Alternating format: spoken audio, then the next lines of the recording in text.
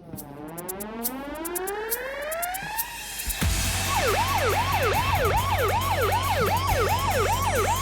just want to. You're going too fast. You gotta slow down. Hey. You're going too fast. Hey, slow down. You're going way too fast. You know how fast you're going? Oh god.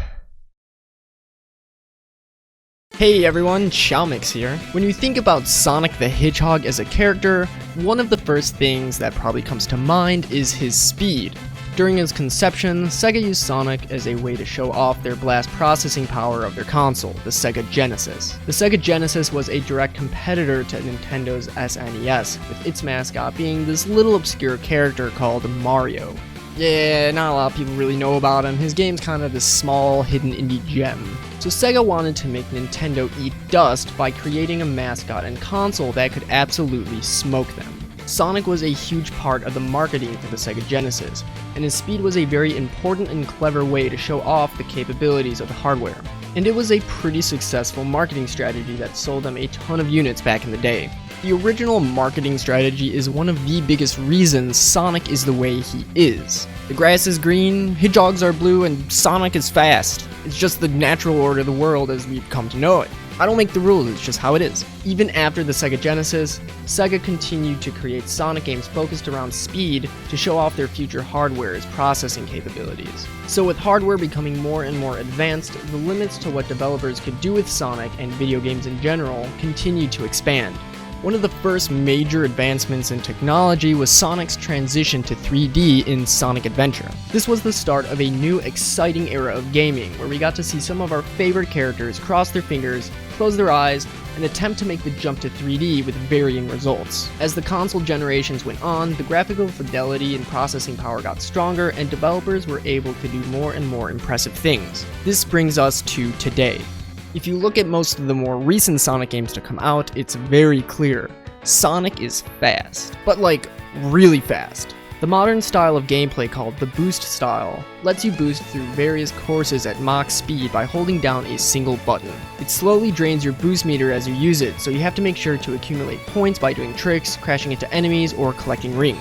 I really love this style of gameplay, and I personally think it was done best in Sonic Generations, which is probably one of my top Sonic games of all time. Going at blazing fast speeds, your surroundings becoming a blur, the pure rush of adrenaline as you boost forward without a care for what's ahead. But this is exactly the problem. The overwhelming speed, scenery going by faster than you can comprehend, and obstacles almost impossible to react to. Sonic is too fast. Now, I know exactly what you're thinking. Chow, the entire point of Sonic games is to go fast. What the heck are you talking about, you dingus? Let me explain myself before you completely obliterate me in the comments. I don't think making Sonic slower in the boost games would make them better. In fact, I think most of these games are really good just the way they are, and I wouldn't really change anything about them. These games are specifically designed around going at these ridiculous speeds. They're really fun and they work. And this is all thanks to the clever level design. The long corridor is meant for going straight at full speed, the safety rails everywhere so you don't lose control and fall off, and the super obvious and choreographed obstacles in order for you to react to them.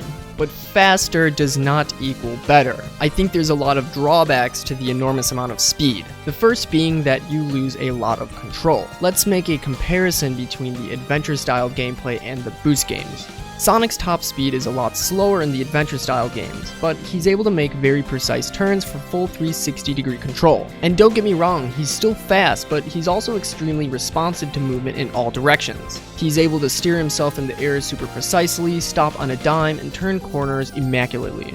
On the other hand, the boost style of gameplay has you steer Sonic almost like a car. This works really well when the levels are designed as elongated, straight paths. But once you start introducing branching paths or more open areas, he definitely has a hard time moving where you need him to go. And sometimes it feels like you're playing bumper cars with the guardrails on the sides of the path. You aren't able to easily turn to the left and right, or even turn around and go backwards when you're running. The best way to describe it is as a strafe to the left and right when you're going forward. The next drawback is a direct result from the first one. platforming elements are reduced because of the combination of immense speed and lack of full control. It can be really hard to align yourself above a platform when going fast and with overall reduced air controls. And when you fall down to the lower path because of this, it can be really frustrating. You almost have to completely stop or really reduce your speed before attempting a platform heavy section if you want to succeed. Luckily, the 2D sections of the boost games have much better aerial control for platforming, so this only really affects the 3D portions of the game. But I really think platforming should feel good in both 2D and 3D sections. Because of the lack of platforming, a lot of the main obstacles become reaction-based, which is the third big drawback. The faster you're approaching something, the less time you have to react. Overall, the boost games usually do a good job at making whatever you need to react to very big and obvious, but there are definitely a lot of cheap shots that you just kind of have to know in advance, or else you'll end up getting hit or falling down a bottomless pit. Memorization has always been a pretty key part of any Sonic game. If you know the fastest paths and everything that lies ahead, it's easy to get really good times for each of the levels. But for a first time playthrough, it never really feels good to die to something insanely hard to react to. Whenever I'm in territory I'm not too familiar with, it makes me want to go a bit slower out of fear of bumping into a hazard or falling to my death. The final drawback I want to talk about is that the level design has to be extremely elongated, or else you end up with levels from Sonic Forces, which you can just casually beat in just over a minute on your first playthrough. The faster Sonic is, the larger these levels have to be, because Sonic covers more ground in less time. This also puts a huge amount of strain on Sonic Team during development. The larger the level, the more assets that need to be designed for the scenery alone, and it's all scenery that you pass by in a fraction of a second when boosting.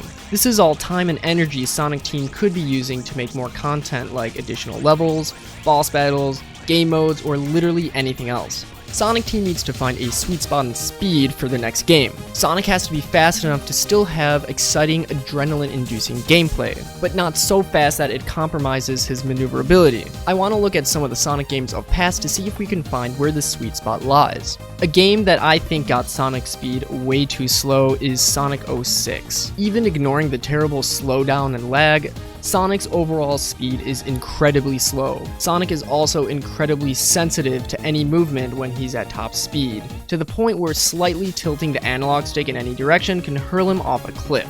An example of speeds that are too fast can be found in Sonic Heroes. Just have a look at this mod that replaces Sonic's physics in Sonic Adventure 2 with the physics from Heroes. These games are actually on the same engine, so this is a really good comparison. The speed characters are so fast and also have issues with incredibly high control sensitivity. The slightest tilt in the analog stick will have you smacking into walls, and turning corners is really difficult. The best examples of this sweet spot are honestly in both Sonic Adventure 1 and 2. They really nail this balance between speed and control. I don't mean to sound like a huge fanboy, but it's kind of crazy how these games somehow nail the controls from the first attempt at doing something in 3D. I already briefly explained how these games control compared to the boost games, but comparing them to 06 and Heroes, you can really tell right off the bat that the sensitivity of the controls is tight enough to make precise movements, but not sensitive enough where even thinking about moving the analog stick gets you chucked into the sunset. The top speeds are also really good in my opinion. They're never too fast where it becomes super difficult to react to certain hazards, but Sonic is definitely speedy enough to get that satisfaction of going Sonic speed. But I do think it'd be possible to make Sonic just a bit faster and maintain the same level of control. It'd be interesting to see if this balance between speed and control can still be improved. So I've been trying to explain my reasoning why I think Sonic needs to be slower going forward. But what if Sonic Team does the opposite and makes a game with speeds never seen before? First of all, rude, but honestly, if they can find a way to make it work and it ends up being fun, I'd be totally down. There are lots of Sonic fan games we can look towards for examples of extreme speeds handled in different ways. The Sonic Infinity engine is basically the boost gameplay on steroids. Sonic is extremely fast and has a super expansive moveset, but in my opinion, he's way too overpowered. I love the idea of Sonic having a ton of movement options, but he's so fast and weightless that he can literally glide over entire sections of levels. I can definitely see the appeal of being overpowered, but I think it takes away from most of the simple fun to be had in Sonic games. I think the main issue is that Sonic isn't as grounded as often as he should be. He can kind of jump over and skip everything in his path. Sonic Utopia is an open-world Sonic fan game starring classic Sonic. The game has a really good level of control while also having extremely high speeds achieved through momentum-based gameplay. You can continuously keep accelerating to the point where it almost seems like the top speed is limitless. And since the level is so large, there's always somewhere to keep running towards to maintain your momentum. Keeping your speed up is entirely skill-based, and it's actually pretty punishing to mess up and completely lose all of your speed. I think it'd be interesting if Sonic Team went this route and did something like this for their next game. We know that Sonic Team is very aware of their fan games, so it makes me wonder if they're taking notes for their next game. If they end up making Sonic even faster, it would be interesting to see how they design levels to complement it, but it's a bit worrying. But once Sonic Team eventually makes some new Sonic formula for their new game, I think toning down Sonic's speed in order to improve other aspects of the game, like control and level design, would be fun. Sonic the Hedgehog is fast, usually, but his speed is something that varies from game to game. It seems the faster Sonic becomes, the more we miss out on other aspects of his gameplay. Sometimes we need to slow down in order to enjoy the simpler things in life, and I think this also applies to Sonic. But for real though, I'm really interested to see what becomes of Sonic's speed in the next game. Is Sonic Team's plan to make Sonic faster and faster with each game, or are they going to try to return to form with speed slowed down in favor of better controls? Honestly, it's anyone's guess at this point, so we'll just have to wait and see what Sonic Team does. Hey everyone, thank you so much if you made it to the end of this video. If you liked the video, make sure to leave a like. For more Sonic related content, make sure to hit the subscribe button and hit the bell icon to be the first to know when I upload a new video. I stream on Twitch every Monday, Wednesday, and Saturday, so stop by if you'd like to see me play some games. And finally, if you're a super fan of my content, join our community Discord. We talk about all things Sonic, share fan art, and listen to music from the series. I also share the inside scoop to my future video ideas, along with other work in progress content. Links to everything in the description. And as always, I hope everyone has a wonderful day. Peace.